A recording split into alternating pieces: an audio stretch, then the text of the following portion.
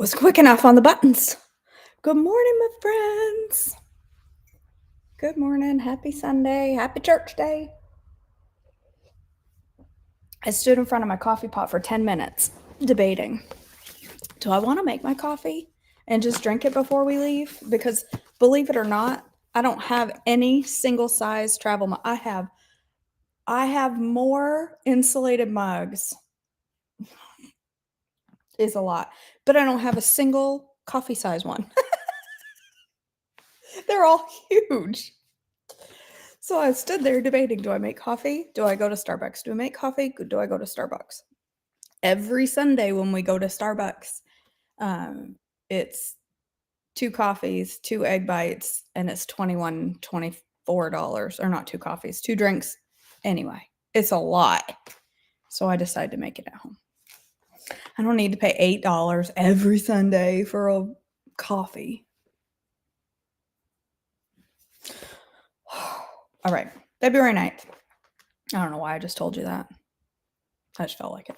Offerings to the tabernacle, Exodus 25, 1 through 9. The Lord said to Moses, "Tell the people of Israel to bring me their sacred offerings. Accept the contributions from all those whose hearts are moved to offer them.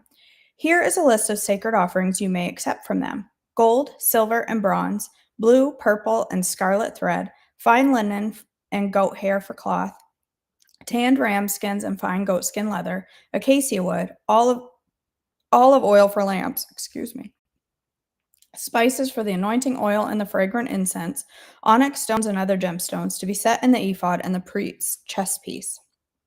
Have the people of Israel build me a holy sanctuary so I can live among them. You must build this tabernacle and its furnishings exactly according to the pattern I will show you." Plans for the ark, Exodus 25, 10 through 22. Have of acacia wood, a sacred chest 5 inches long, 27 inches wide, and 27 inches high. Overlay it inside and outside with pure gold, and run a molding of gold around it. Cast 4 gold rings and attach them to its 4 feet, 2 rings on each side. Make poles from acacia wood and overlay them with gold. Insert the poles into the rings and the sides of the ark to carry it. These carrying poles must stay inside the rings, never removed from them. When the ark is finished, place inside it the stone tablets inscribed with the terms of the covenant which I will give to you. Then make the ark's cover, the place of atonement, from pure gold. It must be 45 inches long and 27 inches wide. Then make 2 cherubim from hammered gold and place them on the 2 ends of the atonement cover. Mold the cherubim on each end of the atonement cover, making it all one piece of gold. The cherubim will face each other and look down on the atonement cover. With their wings spread above it, they will protect it. Place inside the ark the stone tablets inscribed with the terms of the covenant which I will give to you. Then put the atonement cover on top of the ark, and I will meet with you there and talk to you from above the atonement cover between the gold cherubim that hover over the ark of the covenant. From there I will give you my commands for the people of Israel. Plans for the table, Exodus 25, 23 through 30. Then make a table of acacia wood, 36 inches long, 18 inches wide, and 27 inches high. Overlay it with pure gold and run gold molding around the edge. Decorate it with 3-inch border all around and run a gold molding along the border. Make 4 gold rings for the table and attach them at the 4 corners next to the 4 legs. Attach the rings near the border and hold the poles that are used to carry the table. Make these poles from acacia wood and overlay them with gold. Make special containers of pure gold for the table, bowls, ladles, pitchers, and jars, to be used in pouring out liquid offerings. Place the bread of presence on the table to remain before me at all times. Plans for the lampstand, Exodus 25, 31 through 40. Make a lampstand of pure hammered gold. Make the entire lampstand and its decorations of one piece: the base, center stem, lamp, cups, buds, and petals.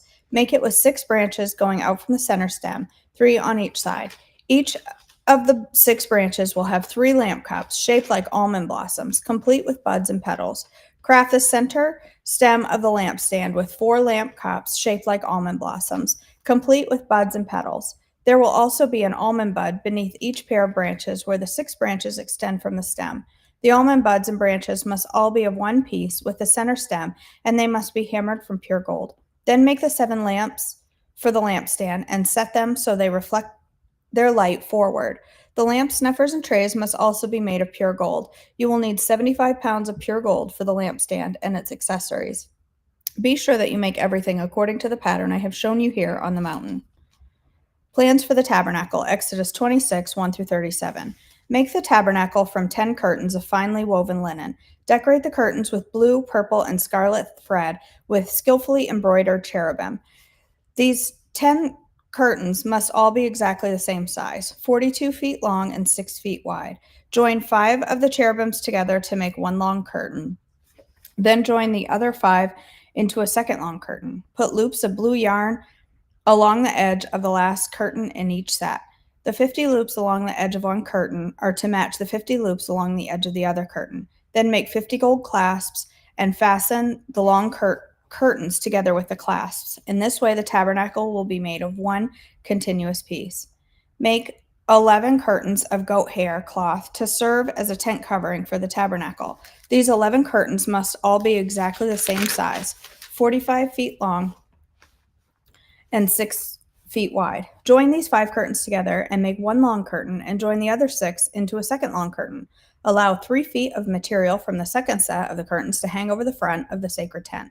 Make 50 loops for one edge of each large curtain. Then make 50 bronze clasps and fasten the loops of the long curtains with the clasps. In this way, the tent covering will be made of one continuous piece.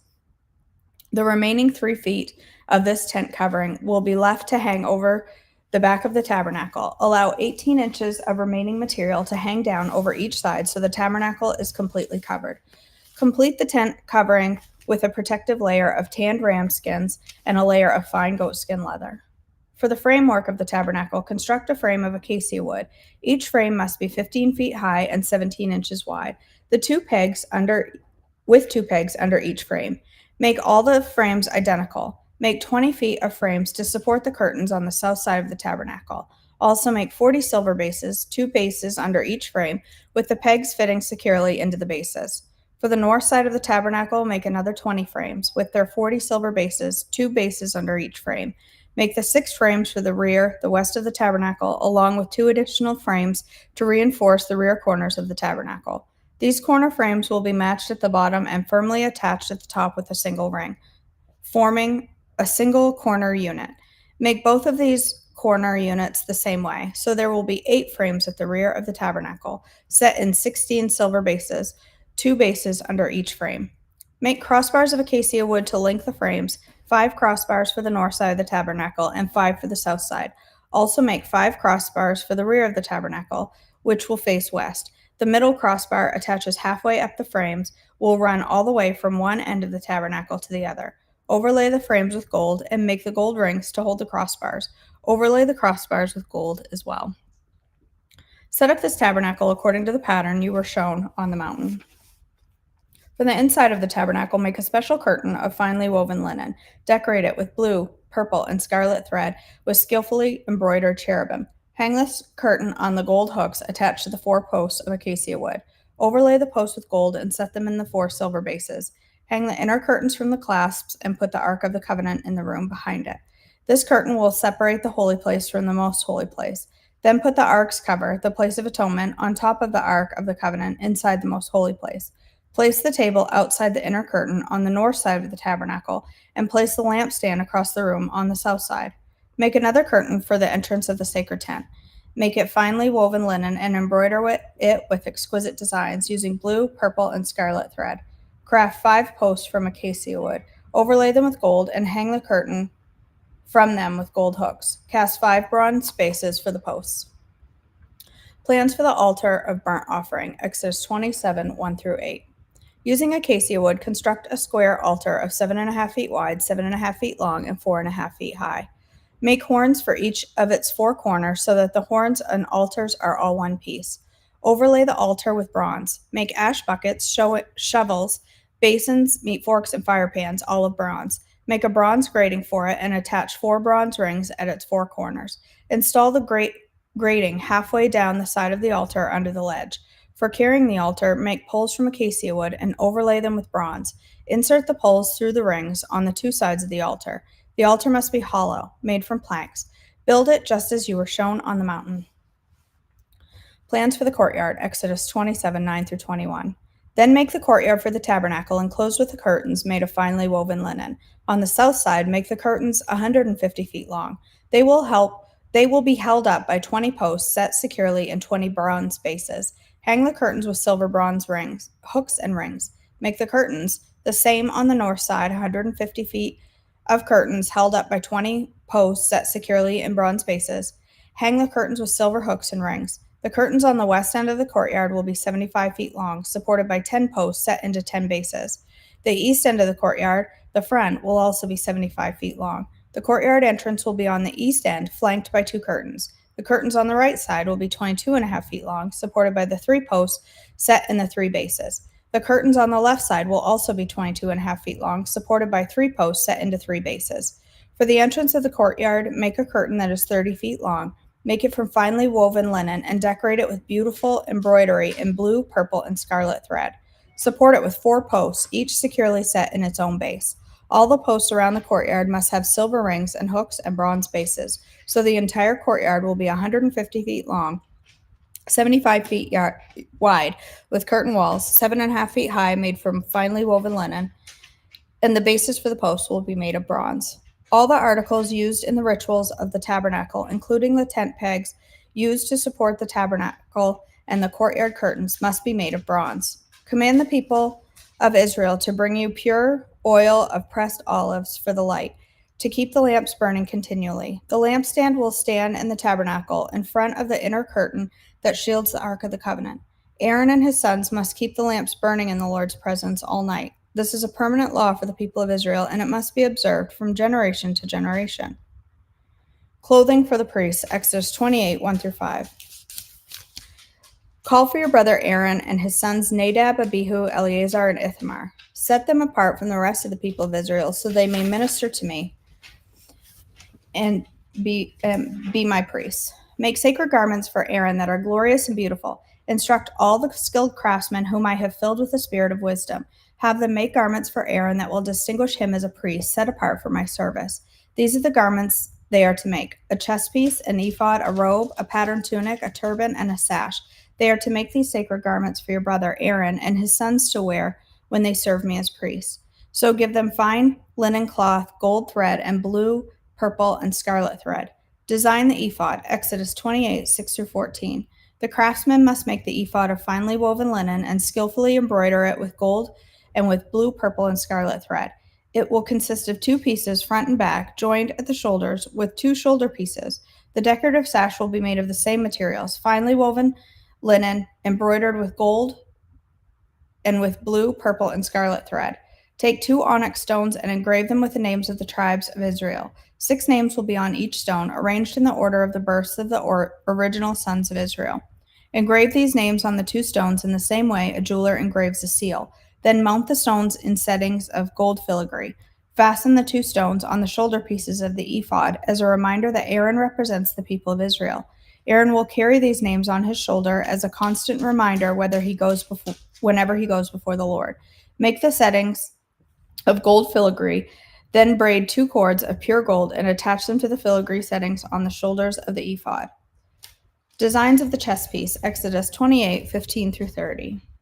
Then with great skill and care make a chest piece to be worn for seeking a decision from God. Make it to match the ephod, using finely woven linen embroidered with gold and with blue, purple, and scarlet thread.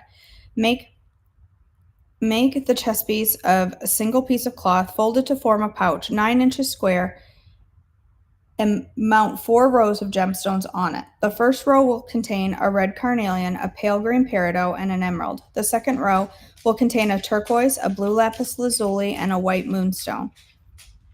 The third row will contain an orange jacinth, and agate, and a purple amethyst. The fourth row will contain a blue-green beryl, an onyx, and a green jasper. All these stones will be set in gold filigree. Each stone will represent one of the 12 sons of Israel, and the names of that tribe will be engraved on it like a seal. To attach the chest piece to the ephod, make braided cords of pure gold thread. Then make 2 gold rings and attach them to the top corners of the chest piece. Tie the 2 gold cords to the 2 rings on the chest piece. Tie the other ends of the cords to the gold setting on the shoulder pieces of the ephod. Then make 2 more gold rings and attach them to the inside edges of the chest piece next to the ephod. And make 2 more gold rings and attach them to the front of the ephod below the shoulder pieces, just above the knot where the decorative sash is fastened to the ephod. Then attach the bottom rings of the chest piece to the rings of the ephod with blue cord. This will hold the chest piece securely to the ephod above the decorative sash. In this way, Aaron will carry the names of the tribes of Israel on the sacred chest piece over his heart when he goes into the holy place. This will be a continual reminder that he represents the people when he comes before the Lord. Insert the Urim and Thummim into the sacred chest pieces so they will be carried over Aaron's heart when he goes into the Lord's presence. In this way, Aaron will always carry over his heart the objects used to determine the Lord's will for his people whenever he goes in before the Lord. Additional clothing for the priests, Exodus 28:31-43. Make the robe that is worn with the ephod from a single piece of blue cloth with an opening for Aaron's head in the middle of it. Reinforce the opening with a woven collar so it will not tear. Make pomegranates out of blue, purple, and scarlet yarn and attach them to the hem of the robe with gold bells between them. The gold bells and pomegranates are to alternate all around the hem.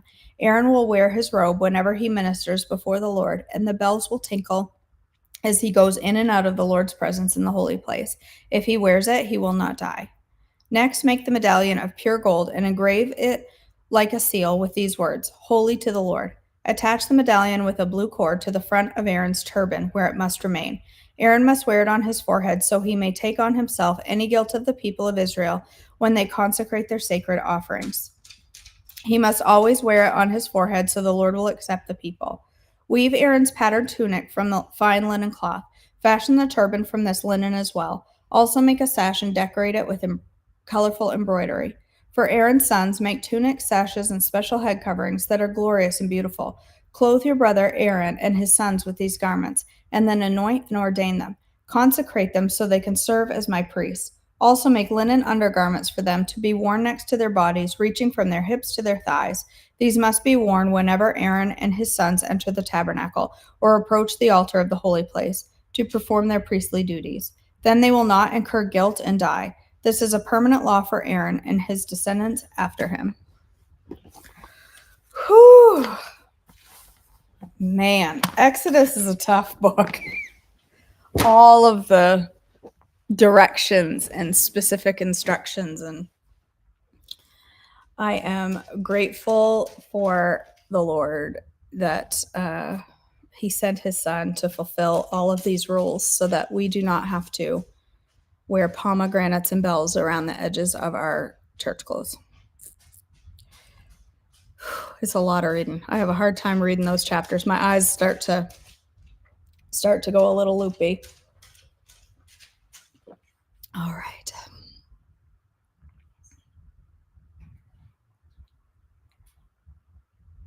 Oh, that's awesome, Jennifer.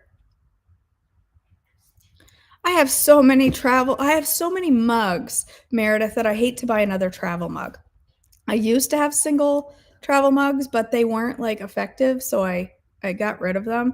And now the only ones I have are the big ones, and so I'll just take this with me. Nobody cares at church if I have a mug.